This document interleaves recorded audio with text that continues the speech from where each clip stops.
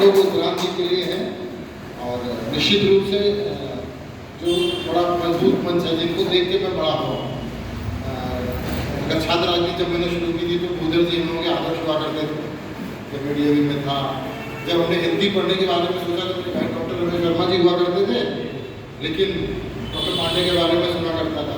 जब किताबों की बातें आई तो निश्चित रूप से गांधी को समझना पढ़ना, और जब किताबें छापने की दुनिया में उधर जब पुस्तकों की दुनिया में गया, पत्रकारिता शुरू की, तो निश्चित रूप से एक बड़ा बदलाव आता है। और वो बदलाव उद्घाटन जी के पूरे जीवन को इसमें दिखता है। मैं निश्चित रूप से अगर उद्घाटन जी के पूरे जीवन की बात करें, बाकी सबकी बात करना तो एक अलग विषय होगा, क्योंकि पूरा कार्यक्रम उद्घाटन जी को समर्पित है। तो मैं त्रेता से शुरू करता हूँ, क्योंकि मेरा उद्घाटन जी से कैसे लेखकीय मिलन त्रेता से हुआ। और ये मेरा दुर्भाग्य है कि मैंने पहले तो उद्घाटन जी को बहुत नहीं पढ़ा, लेकिन जब त्रेता को पढ़ा उसके बाद काफ़ी कुछ पढ़ा।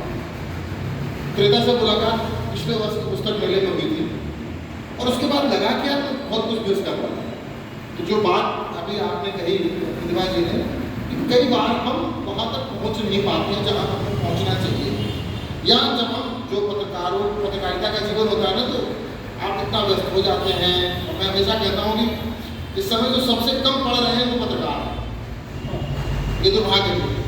मैंने अभी परसों इस पर लिखा भी कि थोड़ा सा पढ़ने लगे पत्रकार, अगर तो चीज़ सही हो शायद मैं भी नहीं पढ़ रहा हूँ, मैं पढ़ रहा हूँ तो जो पढ़ना चाहिए था वो नहीं पढ़ रहा हूँ। तो मैं इससे स्वीकार करता हूँ। त्रेता के साथ जो जुड़ना हुआ, और त्रेता ने मुझे जो फैसिनेट किया, तो मुझे सबसे अच्छा लगा, तो शायद प्रयास किसी ने नहीं किया इस देश को।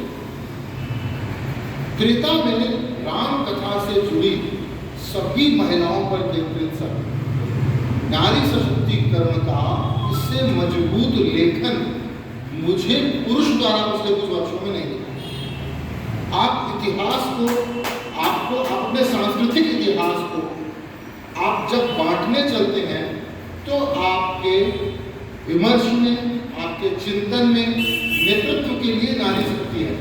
वो नारी शक्ति कैकेयी भी हो सकती है, वो मंथरा भी हो सकती है, वो मंदोदरी भी हो सकती है, और वो रावण की बहन का नाम था शूर्पणखा भी हो सकती है, शूर्पणखा भी हो सकती है। तो कोई भी हो सकता है, लेकिन वो नेतृत्व कर रही है। नकारात्मक नेतृत्व, सकारात्मक नेतृत्व अलग पहलू है।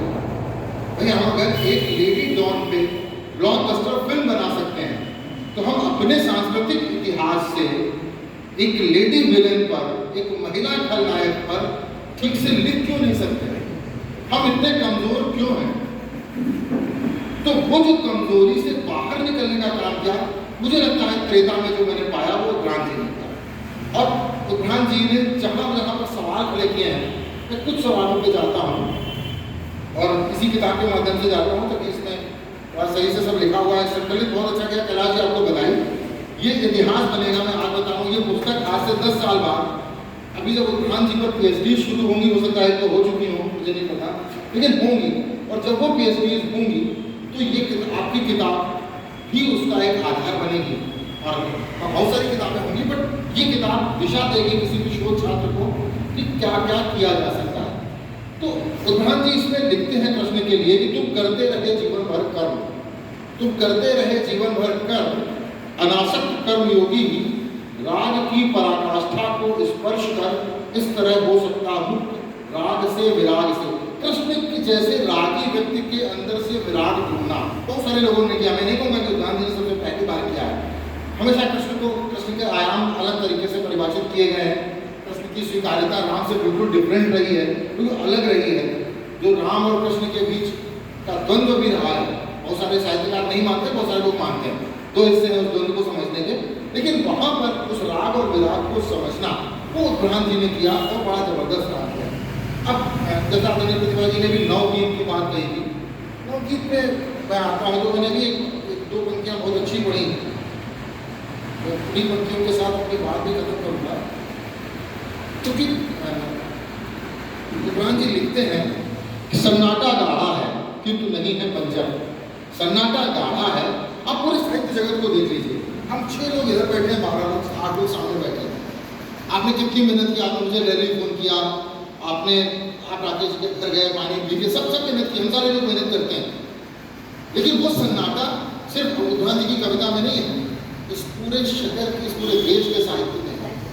मैं भी एक घटना में उदाहरण दे रहा हूँ। एक बहुत बड़ी किताब है, जो चर्चा कर रहे थे, उसका लोकार्पण हुआ।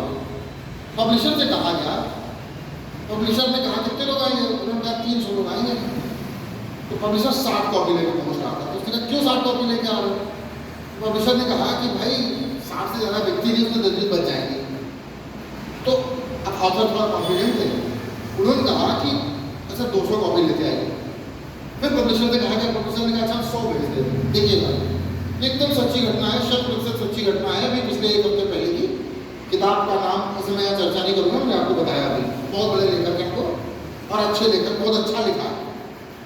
और वो किताब इस साल, मैं अभी बता रहा हूँ, वो किताब अगले 2024-25 की बहुत बड़ी किताब होने वाली है। उस किताब में 100 किताब पंडित जी भेजी पब्लिशर ने। जब उस किताब की, ये वास्तव में बात यही है, किताबें कम पड़ गई। फिर पब्लिशर के सेल्स डिपार्टमेंट से बात हुई, उन्होंने कहा सर ये पहली बार हुआ है जब 100 किताबें पूरी बिक गई और 50 लोग खाली आ जाए। तो होते नहीं है। ये वो वाला सच है जो पूरे देश का सच है।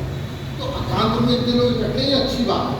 मैं आपको दिल्ली, राजधानी दिल्ली का सच बता रहा हूँ, जहाँ पर कार्ड में नीचे लिखवाना पड़ता है कि 5 बजे से चाय भी मिलेगी। कानपुर में भी एक डॉक्टर जो प्रेस करते, वो डॉक्टरों की कॉन्फ्रेंस होती है ना, अगर अपने घर में कोई डॉक्टर होगा तो बता देंगे, जो आईना वाले करते हैं उसमें लिखवा देते। तो डॉक्टर के बिना खाए नहीं जाते कॉन्फ्रेंस में, नाश्ते के लिए। तो साहित्य वाले तो वैसे भी रिसर्च में सबसे आखिरी काम है साहित्य को देखना, ठीक है। तो ये संकट है। उस संकट को नवगीत में मुझे, जब मैं पाया तो मैं उस संकट से जोड़ पाया अपने आप को कि सन्नाटा गाढ़ा है किंतु नहीं है बंजर। इस पूरे सन्नाटे में भी बंजर नहीं है। उस पूरे सन्नाटे में भी हमारे पास रचना पांडे जी, हमारे पास प्रतिभा जी, हमारे पास विद्वान जी और बुधर थे, और आप बाकी सारे लोगों किसी का नाम नहीं ले रहा हूँ, सामान्य मंच पर। तो ये सारे लोग उस सन्नाटे को चीर रहे हैं। तो सन्नाटा गाढ़ा है किंतु नहीं है बंजर, उर्वर है पल पल किसका। असल में उस उर्वरता को पहचानना है तो शायद उद्धान जी हमसे पहचानवाना चाहते हैं। हे रचना धर्मी ऋषिमाली, हे रचना धर्मी ऋषिमाली, नई सदी के वाचिक ऊर्जस्वित और दबक। अभी जैसा संचालक वरुण जी ने कहा कि जब नई कविता की बात होगी, नवगीतों की बात होगी, नवगीत संकट की बात होगी, बहुत संकट है, आलोचना का बहुत संकट है। मैं एक दिन बात कर रहा था, आपसे शायद बात हुई फोन पे या किसी से मेरी बात हो रही थी, आलोचना की नई आवाजें में सुनाई पड़ रही। आलोचना की नई आवाजें कार्यक्रम खत्म होने के बाद एक गोल्ड मार्क में खत्म हो जाती है। कानपुर के बड़े कार्यक्रम में मैं गया, उस देश का एक बड़ा आलोचक उसमें आया, बड़े कार्यक्रम में बड़ा आलोचक, नाम में इसलिए नहीं लूंगा कि आप सारे लोग उसको जानते हैं। कार्यक्रम खत्म हुआ, मेरी आदत है थोड़ी देर फिर, अब जब मैं कानपुर कभी कभी आता हूँ तो होता जितने ज़्यादा लोग उसमें तो मैं बैठ गया। 7-8 मिनट बाद उस वो लेखक जो बाहर से आए थे वो अपने साथ बेचारे छुट्टी वाले दिन कहीं से इंतजाम करके वो लेके आए। तो पूरी आलोचना कैसे सिमटी वो मैंने देखा उस दिन। ये सच आप सारे लोग बहुत ज़्यादा जानते होंगे। मैं तो पिछले कुछ वर्षों से, मतलब जब मैंने शाम नहीं देखी थी जब तक मैं अखबारों में था, शाम को 6 बजे ऑफिस में होता था, दिन में कार्यक्रम में होता था, तो मुझे नहीं पता था शाम कैसी होती है। क्योंकि इस साल से जब मैं इधर अलग निकला हूँ, मुझे लगा कि अब लिखने पढ़ने में दूसरी तरफ ध्यान देना चाहिए। कुछ 5-7 किताबें लिख डाली, तो हमें, लेकिन ये चीज़ जो संकट है वो पढ़ता तो है ही। तो आलोचना का बड़ा संकट है। उस आलोचना के संकट के बीच जब उद्धान जी एक सवाल खड़ा करते हैं कि नई सदी के वाचिक ऊर्जस्वित और इनके अंदर वो सफेदी, वो पल वर्ण दिख रहा है जहाँ उम्मीद है। हमेशा श्वेत वर्ण उम्मीद का वर्ण माना जाता है, और वो लिख रहे हैं कि अरे कुछ मत करो तो छंद के गुलाब हो। तो मुझे पूरी उम्मीद है उद्धान जी, यहाँ पर नई पीढ़ी भी है, मैं भी अपने आप को नई पीढ़ी का ही मानता हूँ, भले 50+ हूँ, लेकिन मुझे लगता है कि आप लोगों के आगे मैं बहुत नया हूँ। और उस नएपन के साथ ये वादा तो जरूर करेंगे हम सब लोग कि गुलाब उगा पाए ना उगा पाए, गेंदा तो उगाएंगे। आप लोग गुलाब देते रहिएगा, नीचे एक लटकन में लग जाएगा। तो कोशिश होगी कि शब्दों के कुछ बनते रहें। और फिर इसके बाद में जो शिव को लेकर उदाहरण जी ने कहा, उससे मैं बात खत्म करूँगा कि युग युग से इसकी सभी प्रतीक्षा में कब आप धरा पर उतरेंगे। मुझे लग रहा है जैसे कली का आह्वान कर रहे हैं इसमें शिव के रूप में उदाहरण जी। मैंने इस 3-4 पंक्तियों को उस आह्वान के साथ पढ़ा कि कलकत्ता मेडिकल कॉलेज में एक बेटी नहीं सुरक्षित है, कन्नौज में पेड़ पर 2 बेटियां लटकी मिल जाती हैं। ठीक है, आप अखबार पढ़ना शुरू करिए तो पता ही नहीं होता है। आज मतलब पहली बार ये खबरें छपने लगी कि बेटे ने पिता को मार डाला। 10 साल पहले नहीं था ये, 10 साल पहले नहीं था, बहुत सारी बातें कर रहा हूँ, 40-50 साल पहले की बात नहीं कर रहा हूँ। 10 साल पहले ये खबरें नहीं होती थी। मैंने प्रॉपरली जर्नलिज्म को जब समझा है 20-30 साल से, समझ 94 से कि 2000, अब 10 कह दूंगा तो उधर जी कुछ हो जाएंगे, 14 कह दूंगा कि मोदी जी सरकार है, लेकिन मैं सामान्य बात कर रहा हूँ। 2005-8 तक नहीं देखा था। ये सामाजिक अनुभव है कि वो घटनाएं आ रही हैं जहाँ संपत्ति के लिए पत्नी अपने प्रेमी के लिए पति की हत्या करवा देती है। ये होने लगा। वही पत्नी सुबह करवा चौथ का व्रत रखती है, शाम को जब पति का मर्डर होता है तो पता चलता है कि उसने प्रेमी के लिए पति के मर्डर किया। वो बेचारा रिपोर्टर कंफ्यूज है कि वो करवा चौथ किसके लिए था, बड़ा कंफ्यूजन है।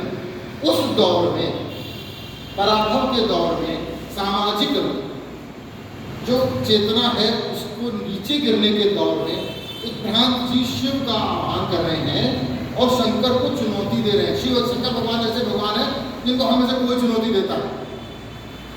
तो एक बार बहुत परेशान था तो मुझसे एक पंडित जी ने कहा काम करो तुम मंदिर की उल्टी परिक्रमा करो। हमने क्यों? बोले चैलेंज करो भगवान। बोले मेरे साथ इतनी सच्ची घटना है। हमने क्यों चैलेंज करें? बोले भगवान सीधे नहीं सुनते तो चैलेंज करो। तो वो चैलेंज मुझे अचानक अपने साथ बीती घटना इसलिए याद आई कि उत्क्रांत जी शिव को चुनौती दे रहे हैं और कह रहे हैं कि युग युग से इसकी सभी प्रतीक्षा में कब आप धरा पर उतरेंगे, निर्बल के पल कब सवरेंगे सार्थक शिवत्व का। मतलब आप इसको दूसरे तरीके से समझिए कि उत्क्रांत उस लेखक का नाम है।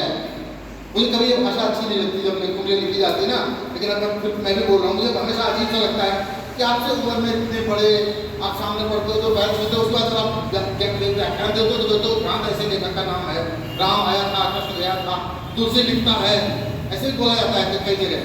तो मुझे थोड़ा खराब लगता है, लेकिन फिर मैं कह रहा हूँ कि उत्क्रांत जी लिखते समय और जब इन पर लिखा जाएगा तब के लिए भी शिव को चुनौती देना, शिवत्व को चुनौती देना, या क्या बात करो फालतू बोले बाबा, आओगे आप नहीं आओगे तो कब आओगे? ये कॉमरेड फलाने कहते हैं, अच्छा इनके अंदर का कम्युनिस्ट भी जानता है। ये प्रगतिशील लेखक मंच जो वामपंथियों की संख्या संस्था है उसके कानपुर के सेक्रेटरी रहे हैं, तो इनके अंदर का जो वाम है ना वो धीरे धीरे कभी कभी जागता है, वो शिवत्व में जाग रहा है। ये नहीं कि भाई कोई चीज खराब नहीं होती है, सब शाखा जाने वाले हो जाते हैं ना, सारे जो है गांधी जी की बात करने वाले अच्छे हो जाते हैं। भाई गांधी जी ने तो ज़्यादा शराबबंदी होती, लेकिन नेहरू जी ने तो शायद ठेके प्रथा किसने शुरू की हुई, वो तो पंडित जी बढ़िया बताएंगे। तो कांग्रेस जो गांधी जी के नाम पर चल रही है तो उसने ठेके तो नहीं इस देश में बंद किए थे, ठीक? तो वो एक अलग पहलू है। लेकिन वाम जो इनके अंदर जीता है उत्क्रांत जी के अंदर, वो वाम शिव को चुनौती दे रहा है कि यार अब तो आओ, कब आओगे फिर? कितनी लड़कियों को मरवाओगे? कब तक ये होगा कि मध्य प्रदेश में बीएचयू में मांस रेप करने वालों को जमानत मिल जाएगी 7 महीने बाद? तो मुझे इनके अंदर जो त्रेता, शिव की अर्चना, उपन्यास, कहानी, उसमें एक क्रांति दिखती है। मुझे नहीं पता कि मैं कितना साहित्य देख पाता हूँ, लेकिन मुझे आज के समाज की जो जरूरत है मैं वो चुनौती देखता हूँ, मुझे वो ईश्वर को चुनौती दिखती है, मुझे क्रांति दिखती है। तभी शायद ये त्रेता में साहस कर पाए उन लेडी विलेंस को हमारे लिटरेचर की, हमारे सांस्कृतिक उसकी विलेंस के नाम पर शीर्षक रखने की सर्गों का निर्धारण करने। वरना तो जो सर्ग रखे गए सबने पढ़े, तो आप चारों वेद पढ़ लीजिए, उनके सर्ग की स्थितियाँ समझ लीजिए, आप इसके बाद महाभारत उठा लीजिए, वहाँ की स्थितियाँ समझ लीजिए, बिल्कुल सही है। व्यास जी ने अपने समय में सोचा होगा। आज की तारीख में जब उत्क्रांत जी आज से 25 साल पहले त्रेता कब लिखी थी आपने? 2014। सबको 14 बहुत याद आ रहा है, 4 में लिखी थी मनमोहन सिंह प्रधानमंत्री। हाँ, तो मेरे अंदर वाला पत्रकार तो मर नहीं सकता ना, मेरे साथ समस्या। तो 4 और 14 में तुरंत मनमोहन सिंह को मोदी जी आ गए। है तो 4 में जब इन्होंने लिखा होगा, उस समय त्रेता लिखते समय जब नारी सशक्तिकरण को लेकर उठ रही तमाम आवाजों के बीच इस देश में एक अलग साहित्यिक विमर्श महिलाओं को लेकर खड़ा किया गया। हम सीधे विदुषी के रूप में प्रतिभा जी को बुला रहे हैं। इसके बावजूद हम संचालन करते समय कह रहे हैं कि ये सरस्वती जी, अरे भाई हम सरस्वती नहीं, लक्ष्मी नहीं, हमारे लिए वो पूज्य है, वो विदुषी है, उन्होंने हिंदी को जिया है। तो ये जो ये क्रिएट किया गया ना रूप इस देश में, उस दौर में जब संकट का काल था, उस दौर में ये साहस करना कि हम सारे सर्व महिलाओं पर केंद्रित करेंगे, उनकी लीडरशिप उन्हें देंगे, उसको मैं मेरे लीडर होने के नाते कहूँगा कि हमारे अंदर जो लीडरशिप कंटेंट है उसमें महिलाओं को आगे लाना है। आप लिखने का नेतृत्व तो दे रहे हैं ना उनको, आप एक राइटिंग लीडरशिप दे रहे हैं, वो काम भ्रांत जी ने किया। जब शिव की बात आई तो शिव से पूछना यार कब आओगे, अब आ जाओ प्लीज, ऐसे कृष्ण से बातें लोग करते थे। कल मेरी पत्नी ने कहा यार मैं कृष्ण को काजल लगाया, तो हमने कहा अपना बुआ हो गया कृष्ण का, बोले क्यों, हमने तुम बुआ भाई बुआ काजल लगाती है। तो कृष्ण से तो रिश्ते लोगों के बने, लेकिन शिव को बुलाना क्या था आज, ये बड़ा काम उद्भ्रांत ने किया। और मुझे लग रहा उद्भ्रांत जी का लिखा, उद्भ्रांत जी का पढ़ा शायद हमें जीवन की बहुत सारी दिशाएं भी देगा, हम सबको देता है। इस अच्छा लिखने के लिए बहुत बहुत धन्यवाद उद्भ्रांत जी, और कैलाश जी आपको इसे सहेजने के लिए बहुत बहुत आभार, बहुत बहुत धन्यवाद।